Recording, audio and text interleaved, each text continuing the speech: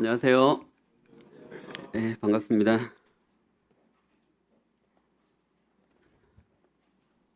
저 이제 눈에 힘을 좀 주고 얼굴을 좀 보겠습니다. 제가 어제 잠을 한숨도 못 자가지고 어느 분처럼 제가 말씀을 준비하느라고 못 잔 게 아니고요. 낮에 제가 커피를 한 잔 마셨는데 그 양이 좀 많았던 것 같아요. 그래서 오면서도 졸음이 살짝 오고 앉아 있는데도 좀 그렇기도 하고 그래서 어떻게 해야 될지 잘 모르겠습니다. 일단 제가 말씀 전하는 중간에 흐름이 끊긴다든지 횡설수설하면 저 형제가 잠을 못 자서 저러는 거구나 이렇게 생각하지 마시고 성령에 취해서 저러는갑다. 농담으로 한 얘기고요. 오늘은 에베소서 1장 3절부터 14절 말씀을 다시 한번 펴보겠습니다. 제가 이 본문을 지금 세 번째 함께 교제를 하고 있습니다. 좀 식상하게 느껴지실 수도 있겠지만 이 말씀이 말하고자 하는 그 깊이를 제가 조금이라도 더 깨달을 수 있으면 하는 그런 마음으로 계속 이 말씀을 보고 있습니다. 우리 에베소서 1장 3절부터 14절까지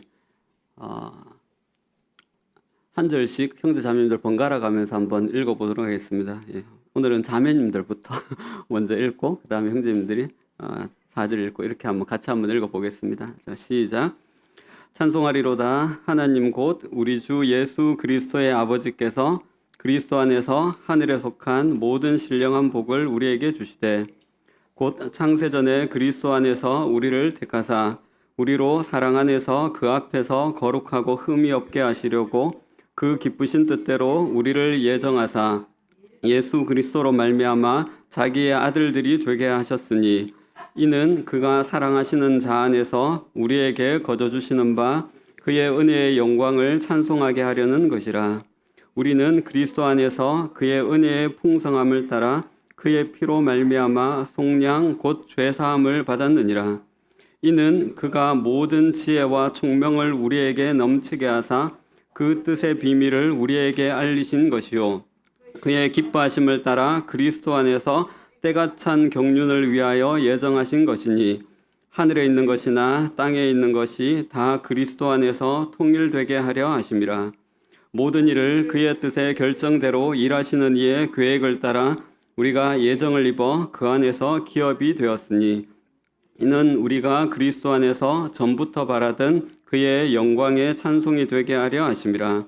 그 안에서 너희도 진리의 말씀 곧 너희의 구원의 복음을 듣고 그 안에서 또한 믿어 약속의 성령으로 인치심을 받았으니 이는 우리 기업의 보증이 되사 그 얻으신 것을 속량하시고 그의 영광을 찬송하게 하려 하심이라.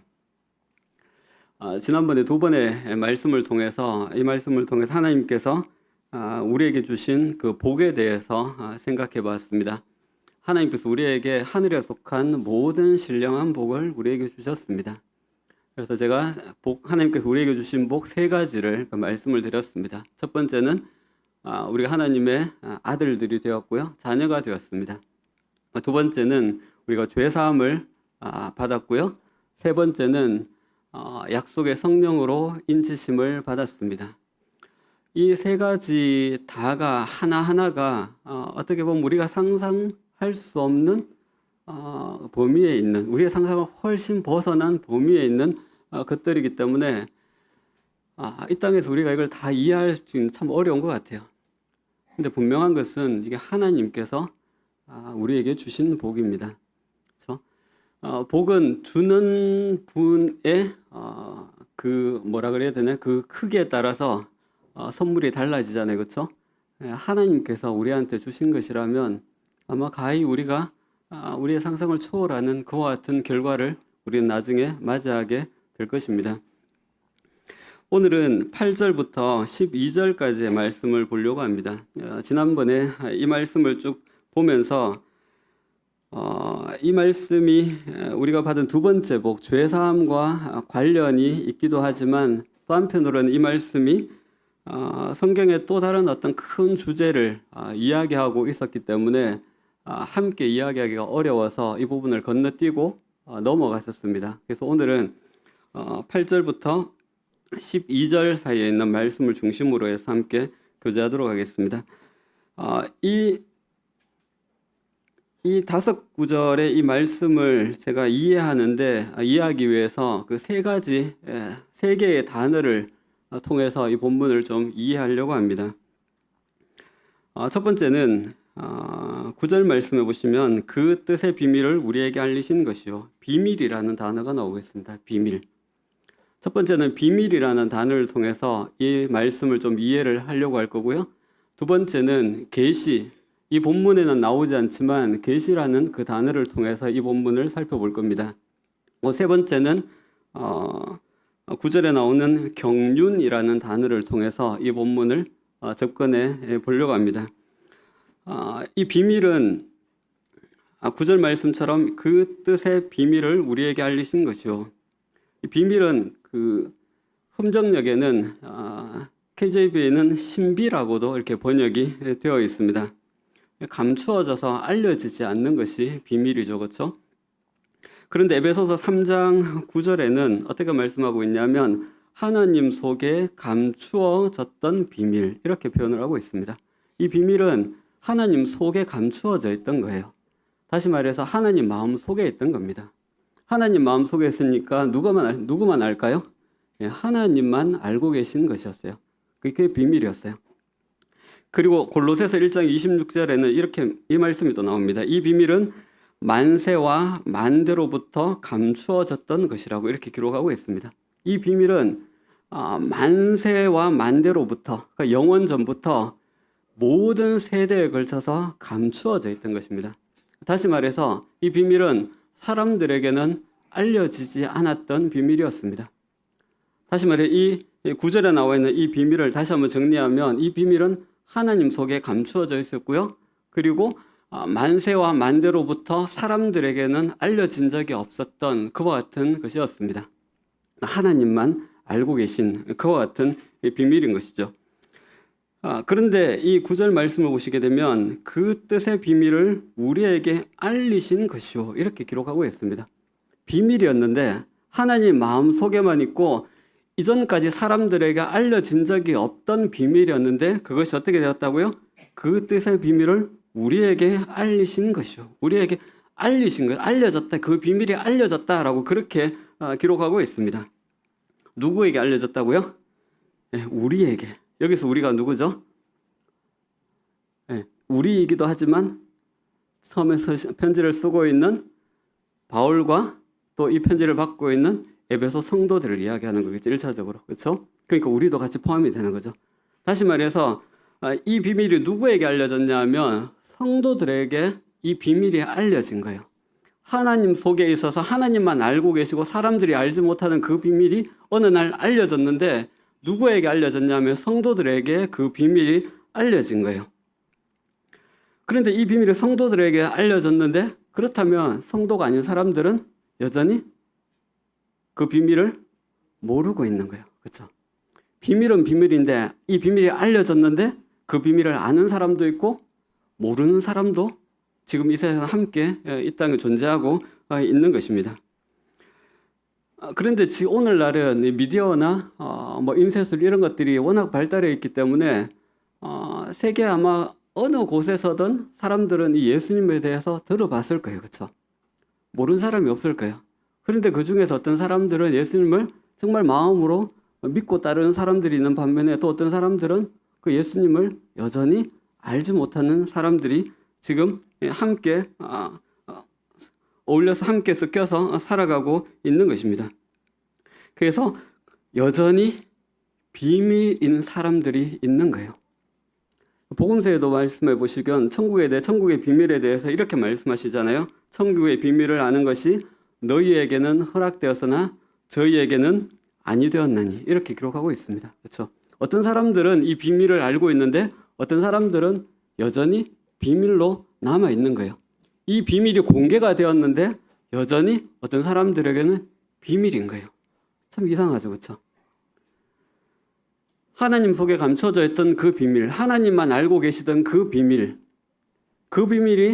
사람들이 알지 못했던 그 비밀이 어느 날 알려졌습니다. 성도들에게 알려졌어요. 그리고 모든 사람들에게도 알려진 것 같은데 어떤 사람들은 여전히 그것이 비밀인 채로 남아있는 이와 같은 사람들이 있는 것입니다. 자, 우리가 9절 말씀에 봤던 것처럼 우리에게 알리신 것이다 라고 이렇게 이야기하고 있습니다. 우리가 그 비밀을 알고 있는 거예요. 우리가 그 비밀을 어떻게 알고 되었다고요? 어떻게 알게 되었다고요? 9절 말씀에 보시면 8절 말씀에 보시면 이렇게 기록하고 있습니다. 이는 그가 모든 지혜와 총명을 우리에게 넘치게 하사. 우리가 어떻게 이 비밀을 알게 되었냐면 하나님께서 모든 지혜와 총명을 우리에게 넘치게 하셔서 우리로 하여금 그 비밀을 알게 하셨다라고 그렇게 기록을 하고 있습니다. 그리고 에베소서 3장 3절에는 어떻게 표현하고 있냐면 우리 손을 잠시 얹으시고 에베소서 3장 3절을 한번 보시겠습니다.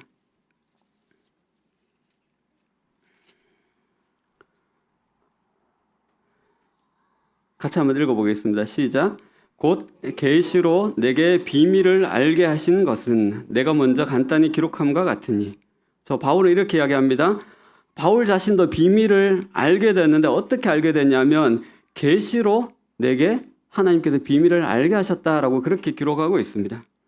그리고 또 5절 말씀에 보시게 되면 이런 표현도 있습니다. 이제 그의 거룩한 사도들과 선지자들에게 성령으로 나타내신 것 같이 성령으로 나타내셨다라고 그렇게 표현하고 있습니다. 하나님께서 그 비밀을 어떤 사람들에게 성령으로 나타내셨고요. 바울에게는 계시로 보여주셨고요. 그리고 우리가 에베소서 1장 읽었던 말씀에서는 모든 지혜와 총명을 우리에게 넘치게 하셔서 그 비밀을 알게 하셨다라고 그렇게 이야기하고 있습니다.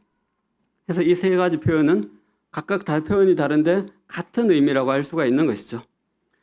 하나님께서 모든 지혜와 총명을 넘치게 하셔서 그 비밀을 알게 하신 것, 그것은 계시로 우리에게 알게 하신 것과 같은 의미고요. 그리고 성령께서 나타내신 것과 같은 의미인 것입니다. 사람이 그리스도를 알 수 있을까요? 그리스도를 믿을 수 있을까요?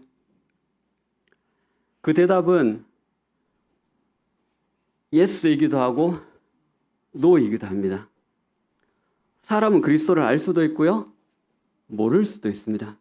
모를 수 있다는 것은 어떤 의미냐면 이 그리스도를 사람이 어떤 이성이나 아니면 사람이 어떤 탐구나 아니면 공부나 아니면 연구를 통해서 그리스도를 알 수 없기 때문에 그렇습니다. 그렇기 때문에 사람은 그런 측면에서 보면 사람은 그리스도를 알 수가 없는 거예요. 그런데 하나님께서 지혜와 총명을 주시면 성령께서 그 사람에게 나타나시고 하나님께서 그 사람에게 계시해 주시면 우리는 그리스도를 알 수가 있게 되는 것입니다. 그래서 사람은 그리스도를 알 수 있습니다. 한편으로 사람은 그리스도를 알 수가 없게 되는 거예요. 사람의 노력과 공부와 탐구와 분석을 통해서는 그리스도가 누구인지 도무지 알 수가 없는 것입니다. 이 세상에는 정말 똑똑하고 머리가 비상한 사람들이 정말 많습니다. 우리가 생각하는 것 그 이상으로 머리가 정말 비상한 사람들이 많이 있습니다. 그런데 생각해 보시면 그 사람들이 다 주님을 알고 있느냐? 네, 그렇지 않습니다. 그렇죠? 근데 우리가 어떻게 주님을 알게 되었을까요? 우리가 어떻게 이 비밀을 알게 되었을까요? 하나님께서 우리에게 지혜와 총명을 주셨기 때문에 그래서 우리가 그 비밀이 무엇인지 그리스도가 누구인지를 우리가 알게 되었고 믿게 된 것입니다. 하나님은 우리가 그리스도를 아는 것을 하나님의 경륜 안에서 미리 예정하셨다라고 그렇게 이야기하고 있습니다.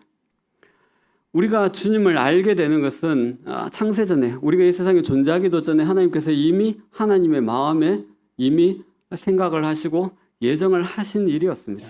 그러니까 하나님께서 그 예정을 하실 때 우리에게 그리스도를 알려주시는 것에 대해서 기뻐하셨다라고 자신의 기쁨을 따라서 그렇게 하셨다라고 그렇게 이야기하고 있습니다. 그렇기 때문에 우리가 그리스도를 아는 것은 또 그리스도를 믿는 것은 하나님의 은혜입니다. 그렇죠? 하나님의 은혜입니다. 어쩌면 이거는 우리의 영원한 감사의 제목이 될 수밖에 없습니다.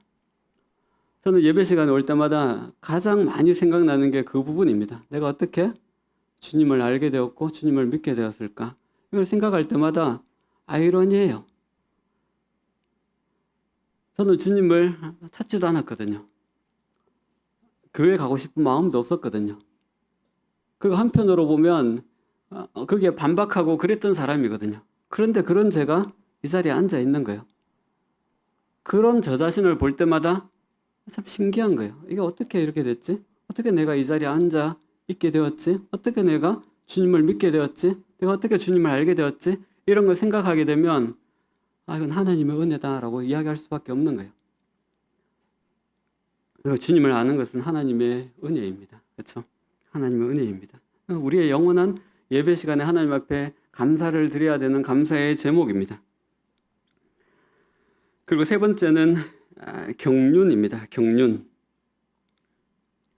그 뜻의 비밀을 우리에게 알리신 것이요 그의 기뻐하심을 따라 그리스도 안에서 때가 찬 경륜을 위하여 예정하신 것이니. 경륜이라는 단어가 나오고 있습니다. 이 경륜이 굉장히 설명하기 좀 어렵습니다. 아주 간단하게 이야기하면 계획 이렇게 표현할 수 있습니다. 그런데 그 계획이라는 말이 이 경륜의 의미를 다 담지는 못하는 것 같아요. 그냥 간단하게 얘기하면 계획이라고 이렇게 이야기할 수가 있고 또 다른 성경에는 이걸 경영이라고 표현하고 있습니다. 뭐 회사나 기업을 경영하는 거 있지 않습니까? 경영이라는 이와 같은 단어로 표현하고 있습니다. 그 경륜을 풀어서 설명하면 이렇게 됩니다. 하나님께서 위대한 계획을 원대한 계획을 세우시고 하나님의 자신의 지혜와 능력으로 그 계획을 이루어 가시는 모든 전반을 통틀어서 하나님의 경륜이라고 할 수가 있습니다. 그래서 간략하게 이야기하면 하나님께서 자신의 뜻을 세우시고 이루어 가시는 전 과정을 경륜이라고 그렇게 표현할 수 있습니다. 이 말씀을 보시게 되면 경륜은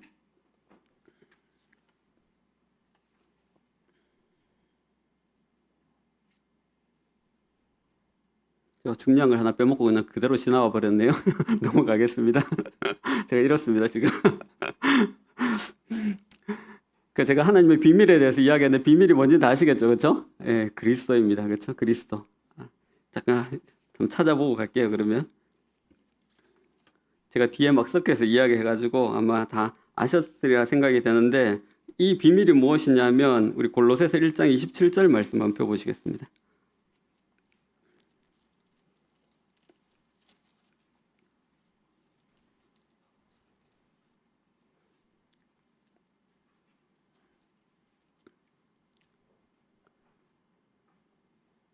(26절) (27절을) 같이 한번 읽어보겠습니다. 자, 시작.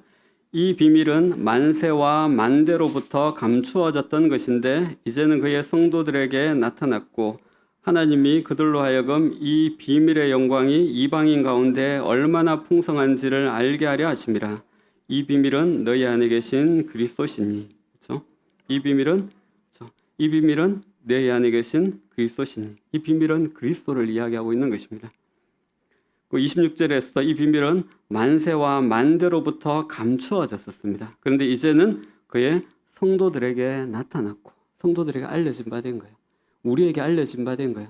그리스도께서 우리에게 하나님의 비밀이신 그리스도께서 우리에게 알려지신 거예요. 성경에 비밀이라고 표현된 몇 개의 이야기들이 나옵니다. 자세히 보시게 되면 그 비밀은 전부 다 그리스도와 관련이 되어 있습니다. 천국의 비밀도 그리스도와 관련이 있습니다. 그렇죠? 그리고 또 어떤 비밀에 대해서 이야기하고 있죠? 예수님의 재림에 대해서 이야기할 때도 아들도 모르고 아버지만 아신다라고 이야기하잖아요. 비밀이잖아요. 그렇죠? 그것도 주님과 그리스도와 관련이 있는 거예요. 그렇죠? 성경에 나오는 비밀들은 주님 자신을, 그리스도 자신을 이야기하든지 그리스도와 관련되어 있는 모든 것을 이야기하고 있는 것입니다. 교회도 하나님의 비밀인 거예요. 그렇죠? 바울이 그렇게 이야기하죠. 그리스도와 교회에 대해서 이야기하면서 비밀에 대해서 이야기한다라고 그렇게 이야기합니다. 그렇죠? 그 비밀, 감춰졌던 그 비밀을 우리가 알게 된 것입니다. 그렇죠?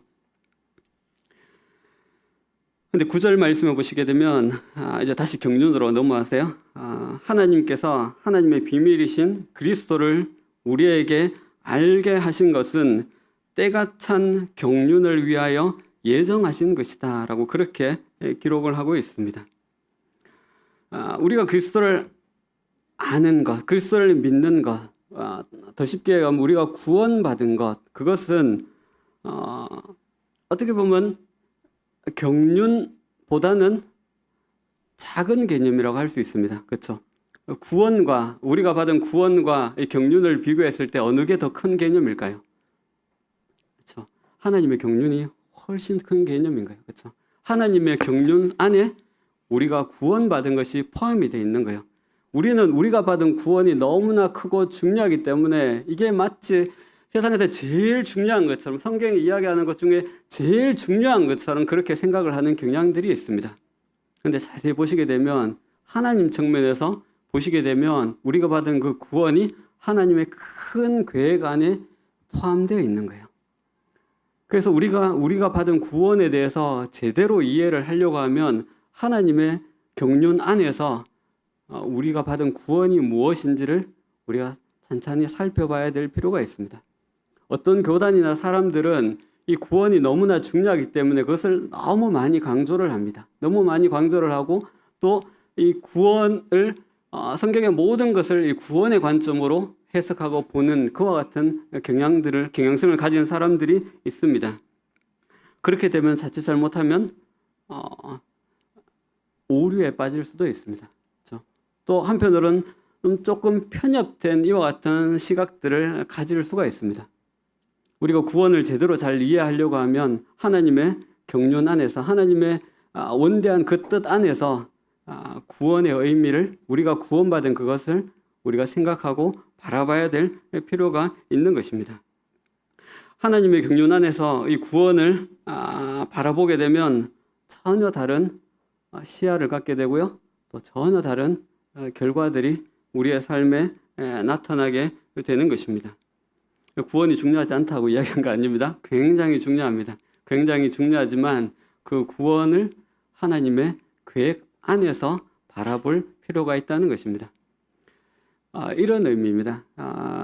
사람이 자기 자신을 제대로 알기가 참 어렵잖아요. 그렇죠? 그러니까 우리가 우리 자신을 제대로 아는 건 참 어렵거든요.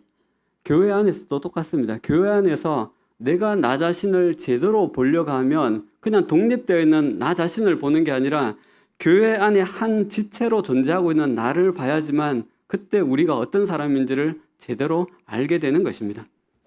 교회 안에 한 지체로서 나를 보지 못하면 어떻게 되는지 아십니까? 기고만장하게 되는 거예요. 진짜 교회 위에 막 올라가 서게 되는 거예요.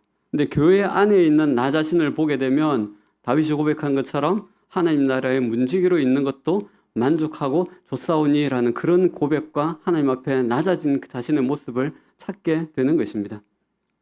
우리가 받은 구원도 그렇습니다. 하나님의 큰 계획 안에서 하나님의 경륜 안에서 우리가 받은 구원받은 나 자신을 우리가 볼 필요가 있습니다.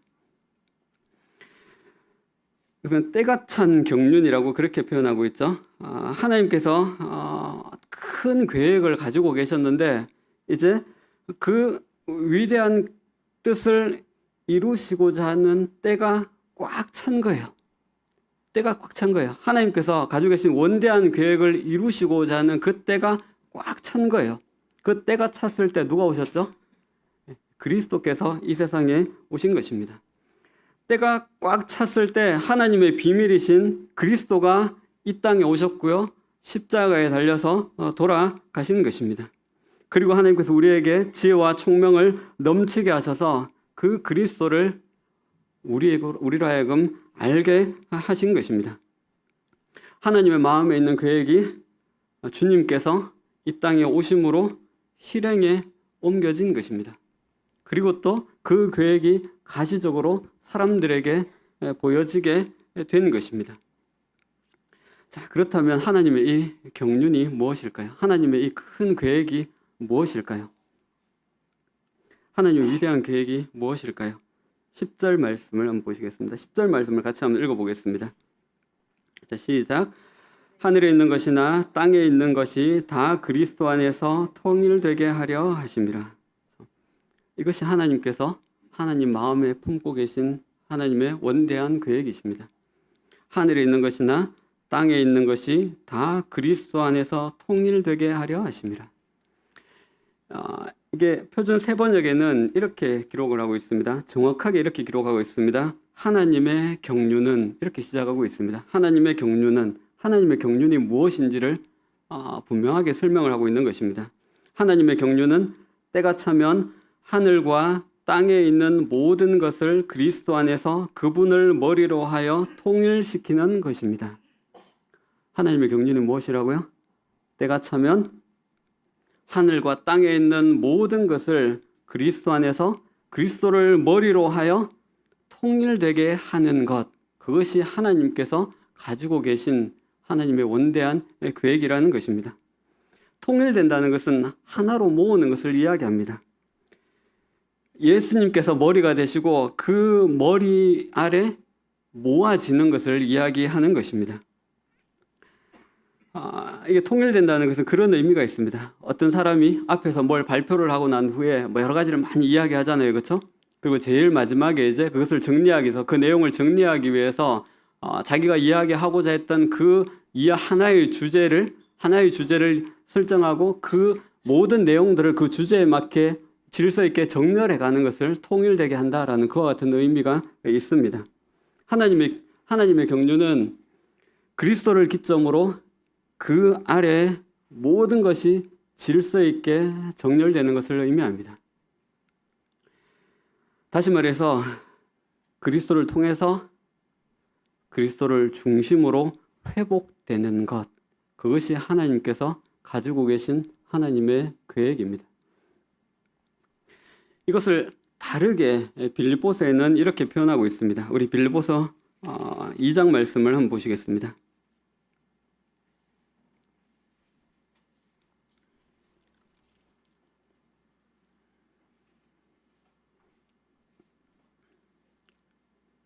우리가 지금 읽었던 하나님의 경륜은 때가 차면 하늘과 땅에 있는 모든 것을 그리스도 안에서 그분을 머리로 하여 통일시키려는 것이라 라는 이 구절의 말씀을 다르게 표현하고 있는 말씀입니다. 우리 빌립보서 2장 9절부터 11절까지의 말씀을 같이 한번 읽어보겠습니다. 시작. 이러므로 하나님이 그를 지극히 높여 모든 이름 위에 뛰어난 이름을 주사 하늘에 있는 자들과 땅에 있는 자들과 땅 아래에 있는 자들로 모든 무릎을 예수의 이름에 꿇게 하시고 모든 입으로 예수 그리스도를 주라 시인하여 하나님 아버지께 영광을 돌리게 하셨느니라. 하나님께서 궁극적으로 이루시고자 하는 것이 이것입니다. 우리 주님을 지극히 높여셔서 모든 이름에 뛰어난 이름을 주시고 하늘에 있는 자들과 땅에 있는 자들이 예수의 발 앞에 무릎을 꿇고 그분을 주님이라 고백하고 그리고 하나님 앞에 영광을 돌려드리는, 그것을 하나님께서 계획하시고 그것을 이루시고자 하는 것입니다. 그 속에 우리의 구원이 있는 것입니다. 자, 그렇다면 한번 생각해 보십시오. 하나님께서 이루시고자 하는 것이 이것이라면 지금은 어떻습니까? 지금은 그렇지 않은 상태 가운데 있다는 것을 의미하는 거겠죠. 그렇죠? 지금은 이렇지 않기 때문에 하나님께서 이것을 바르게 다시 하시려고 하시는 거예요. 원래는 통일되어 있었어요. 그런데 그것이 어떤 이유로 그 통일이 깨어져 버렸어요. 질서가 깨어져 버렸고요. 그 질서가 깨어진 채로 그 상태가 유지가 되었어요. 그런데 이제 때가 차서 하나님께서 다시 이것을 회복시키려고 하시는 것입니다. 이 깨어짐은 처음에 어디서부터 시작되었죠? 하늘에서부터 시작되었습니다. 그렇죠? 하늘에서 반역이 일어났죠. 그렇죠? 하늘에서 반역이 일어났고 천사장이 하나님을 대적했고요. 또 천사들이 이 반역에 가담을 했습니다. 그렇죠? 하늘에서 질서가 깨어진 거예요. 그렇죠? 하나님을 향한 반역이 일어났고 또 이 마귀와 귀신들이 어떻게 됐죠? 이 땅에 쫓겨났습니다. 이 땅에 쫓겨나면서 이 땅에 죄가 들어오게 되었습니다. 그리고 이 세상의 질서가 무너지고 깨어지게 되었던 것입니다. 첫사람 아담은 하나님을 섬기고 있었어요. 그런데 이 세상에 죄가 들어오고 나는데 어떻게 됐죠? 사람들이 하나님을 등집니다. 그렇죠? 하나님을 떠나버립니다. 그리고 하나님이 계신 그 자리를 우상들로 채우기 시작했습니다. 하나님과 사람들 사이에 질서가 깨어져 버렸고요. 또 사람과 사람들 사이에 질서가 깨어져 버렸습니다. 그렇죠? 사람과 사람들 사이에 시기와 또 반목과 전쟁과 싸움과 미움과 온갖 죄악들로 사람들 사이의 관계와 질서가 다 흐트러지고 깨어져 버린 거예요. 그리고 또 사람과 자연 만물과의 질서도 깨어져 버렸습니다. 그렇죠? 자연이 사람들에게 해를 끼칩니다. 그렇죠? 재해나 이런 것들을 통해서 사람들이 자연에게 이제 위협을 받게 되는 거예요. 또 땅에서는 무엇이 나죠? 땅은 가시와 엉겅퀴를 내고 자연은 순리대로 움직이지 않고 영리되는 이와 같은 현상들이 지금 곳곳에서 일어나고 있는 것입니다. 온통 질서가 깨어져 버린 거예요. 사람과 하늘 사이, 하늘에서 질서가 깨어지면서 사람과 하나님 사이에도 질서가 깨어지고 또 사람과 사람 사이에서도 질서가 깨어지고 또 사람과 자연 만물 속에서 질서가 깨어지고 자연은 자연대로 가시와 엉겅퀴를 내고 모든 것들이 다 흐트러지고 모든 것들이 다 깨어지고 파괴되어 버린 이와 같은 상황 가운데 있는 것입니다. 무질서한 거죠. 무질서한 거예요. 그 로마서에서 바울은 이것을 이렇게 이야기하고 있습니다. 피조물이 다 함께 탄식하고 함께 고통하고 있다라고 그렇게 이야기합니다. 이 질서의 깨어짐으로 인해서 온 세상이 고통하고 있는 거예요. 사람들만이 고통하는 것이 아니라 자연도 고통하고 있고요. 모든 만물들이 고통하고 있고 탄식하고 있는 것입니다. 하나님을 대적하는 이 어그러진 세상, 하나님은 그리스도를 통해서 그리스도를 중심으로 이것을 다시 회복시키려고 하는 것입니다. 이것이 하나님 마음속에 있는 하나님의 경륜입니다. 하나님께서 이 경륜을 이루시고자 하는 때가 꽉 찼을 그때 그리스도께서 이 세상에 오시는 것입니다. 하나님께서 지혜와 총명을 우리에게 넘치게 하셔서 그리스도가 어떠한 분이신지 우리로 하여금 알게 하시는 것입니다. 하나님은 누구의 간섭이나 조언을 받지 않으십니다. 하나님은 완전한 지혜자이시고 하나님은 완전한 주권자이시기 때문에 하나님이 생각하시고 결정하시는 대로 행하시는 거예요. 그것이 지금 이 시대에 진행되고 있는 그와 같은 일들인 것입니다. 그래서 11절에 이렇게 말씀하고 있습니다. 모든 일을 그의 뜻의 결정대로 일하시는 이의 계획을 따라 우리가 예정을 입어 그 안에서 기업이 되었으니 모든 일을 그의 뜻의 결정대로 일하시는 이의 계획을 따라 우리가 그 안에서 주권자의 그 계획과 그 뜻에 따라서 우리가 예정을 입었고 또 그 안에서 하나님의 상속자가 된 것입니다. 하나님께서 주권적으로 우리에게 은혜를 베푸신 것입니다. 왜 우리에게 이런 은혜를 베푸셨을까요? 왜 우리에게 이 하나님의 비밀이신 그리스도를 알게 하셨을까요? 왜 계시로 이 그리스도가 어떠한 분이신지 우리 마음에 비춰주시고 또 우리로 하여금 그분을 믿게 하신 걸까요? 우리가 우리 지혜로 그리스도가 어떠한 분이신지 알았습니까? 그렇지 않습니다. 성령님께서 우리에게 나타내 보여주셨기 때문에 하나님의 계시로 우리에게 지혜와 총명을 넘치게 하셔서 우리로 하여금 그리스도가 어떠한 분이신지를 알게 하시고 또 그분을 믿게 하신 것입니다. 왜 그렇게 하셨을까요? 12절 말씀해 보시면 이는 우리가 그리스도 안에서 전부터 바라던 그의 영광의 찬송이 되게 하려 하십니다. 하나님께서 우리에게 왜 주권적으로 이와 같은 은혜를 베푸셨습니까? 그의 영광의 찬송이 되게 하려 하시기 위해서 그렇게 하셨다라고 성경 기록하고 있습니다. 위에 말씀을 보시면 6절과 같은 의미라고 생각하시면 됩니다. 이 표현이 이 3절에서 14절 사이에 3번이 나오고 있습니다. 그런데 이 우리가 읽었던 12절만 표현이 조금 다르게 되어 있는데 다 같은 의미라고 생각하시면 됩니다. 14절에 보시면 이렇게 되어 있습니다. 이는 우리 기업의 보정이 되사 그 얻으신 것을 속량하시고 그의 영광을 찬송하게 하려 하심이라, 이렇게 표현하고 있습니다. 6절에서는 어떻게 이야기하고 있냐면 이는 그가 사랑하시는 자 안에서 우리에게 거저 주시는 바 그의 은혜의 영광을 찬송하게 하려는 것이라. 하나님께서 우리에게 주권적으로 자신의 은혜를 우리에게 베푸신 이유가 무엇입니까? 하나님의 풍성한 은혜의 영광을 찬송하게 하시기 위해서 우리에게 이와 같은 은혜를 입히신 것입니다. 그렇기 때문에 우리의 할 일은 무엇이죠? 하나님을 찬송하는 거예요. 그게 하나님께서 우리에게 바라시는 거, 우리에게 목적하는 것입니다. 이 3절부터 14절 사이의 말씀을 쭉 읽어보시게 되면 하나님께서 이 복을, 우리에게 주신 복 3가지를 이야기하시면서 복 하나가 끝날 때마다 그 끝에 계속 이 말씀을 같이 하고 있어요.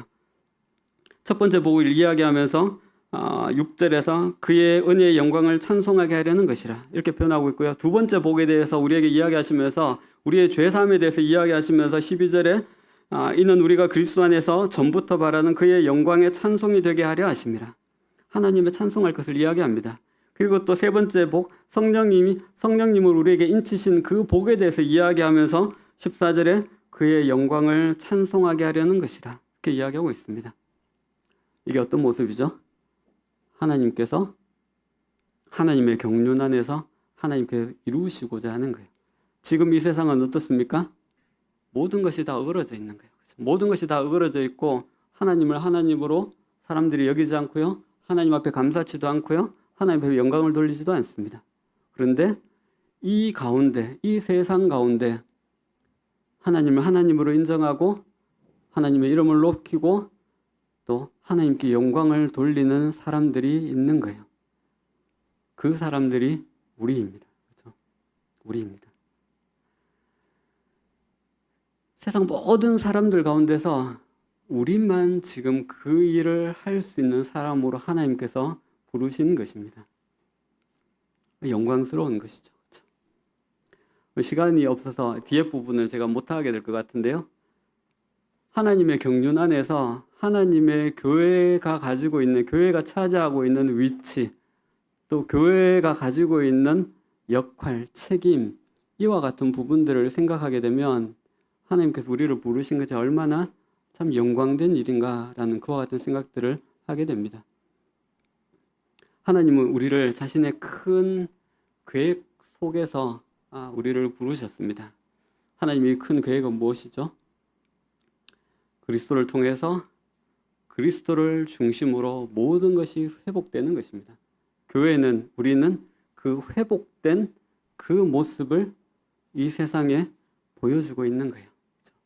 그렇기 때문에 우리가 어떻게 하나님을 따르고 섬겨야 할지를 생각하게 되는 것입니다. 교회만이, 지금 이 세상의 교회만이 유일하게 하나님이 이루시고자 하는 그 모습을 그대로 보여주고 있는 거예요. 그렇기 때문에 교회가 그 역할들을 잘 감당해야 될 필요가 있는 거예요. 저하고 나이가 좀 비슷하신 분들이나 저보다 나이가 좀 많으신 분들은 예전에 그 국민교육 헌장이라고 기억나십니까? 갑자기 말씀을 생각하면서 이게 생각이 났는데 떠오르지가 않더라고요. 어릴 때는 이게 술술 나왔었는데 아직 좀 젊으신 분들은 모를 수가 있는데요. 제 어릴 때는 이걸 다 외웠습니다. 어떻게 시작을 하냐면 우리는 민족 중흥의 역사적 사명을 띠고 이 땅에 태어났다. 그렇죠? 그리고서 뒤에 쭉 나오고 있습니다. 우리는, 교회는 하나님의 경륜 안에서 역사적인 사명을 가지고 이 땅에 존재하고 있는 것입니다. 그렇죠? 하나님께서 회복하시려고 하는 그 모습을 이 세상에 또 하늘의 권세들에게 보여줄 수 있는 것은 교회밖에 없습니다. 그렇기 때문에 교회가 어떻게 그리스도 안에 들어가서 그분에게 순종하고 그분을 주로 고백하고 하나님 앞에 영광을 돌리는지, 그것은 굉장히 중요한 의미가 있는 것입니다.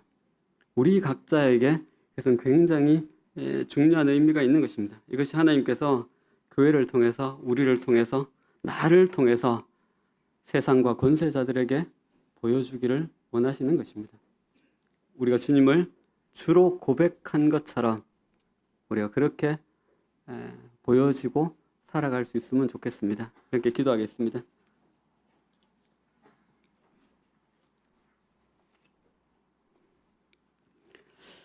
아버지 하나님, 저에게 베푸신 은혜를 감사합니다. 참 아무것도 아닌, 없는 것과도 같은 저희들에게 하나님의 정말 큰 풍성한 은혜를 베풀어 주셔서 우리가 그리스도를 알게 하시고 또 저희들을 교회 안에 한 지체로 삼아 주셔서 하나님께서 원하시는, 이루시고자 하는 그 모습을 또 세상에 또 보여주고 나타내기를 원하시는 또 하나님의 그 마음을 참 생각하게 될 때 우리가 하나님 앞에서 얼마나 참 큰 은혜를 받은 자임을 생각하게 될 뿐만 아니라 또 우리가 얼마나 중요한 이와 같은 책임들을 맡고 있는 사람인지를 생각하게 됩니다. 주님, 우리가 고백하는 이 고백대로 우리의 삶이 이루어질 수 있도록 저희의 연약함과 부족함을 도와주시기를 간절히 원합니다. 감사합니다. 우리 주 예수님의 이름으로 기도합니다.